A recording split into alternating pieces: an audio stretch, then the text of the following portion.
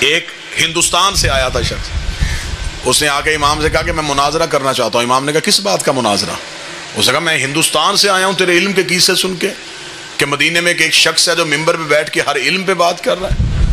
اس نے کہا چل میں تجھ سے پوچھتا ہوں، تو مجھے سوالوں کے جواب دے۔ امام نے کہا کون سے؟ اس نے کہا مجھے بتا کہ انسان کی اس بیماری کا علاج کیا ہے، اس بیماری کا علاج۔ امام سارے سوالوں کو جواب دیتے رہے۔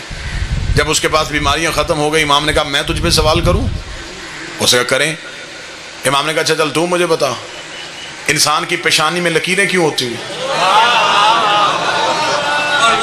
تو مجھے بتا سر پہ بال کیوں ہوتے ہیں؟ تو مجھے بتا آنکھ گول کیوں نہیں ہوتی؟ تو مجھے بتا نتنے نیچے کی طرف کیوں ہوتے ہیں؟ تو مجھے بتا کوہنی پیچھے کی طرف کیوں مڑتی ہے؟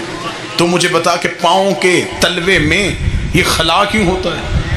اس نے کہا یہ میں کیسے بتا سکتا ہوں؟ امام نے کہا تو نہیں بتا سکتا، ہم بتائیں؟ اس نے کہا آپ بتائیں۔ امام نے فرمایا سر پہ بال اس لیے ہوتے ہیں کہ سورج کی گرمی سے، سردی کی شدت سے دماغ کو بچا کے رکھے۔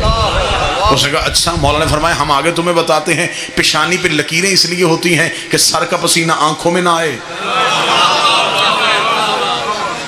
اس نے کہا یہ آنکھ کا آنسو نمکین کیوں ہوتا ہے؟ اب یہ جو بزرگ بیٹھیں گے یہاں داد یہ دیں گے۔ اس نے کہا اب آپ مجھے بتائیں کہ انسان کی آنکھ کے اندر جو آنسو ہوتا ہے اس کا ذائقہ نمکین کیوں ہوتا ہے؟ امام نے فرمایا اس لیے کہ آنکھ کے اندر چربی ہوتی ہے، چربی محفوظ کرنے کے لیے نمک لگانا پڑتا ہے۔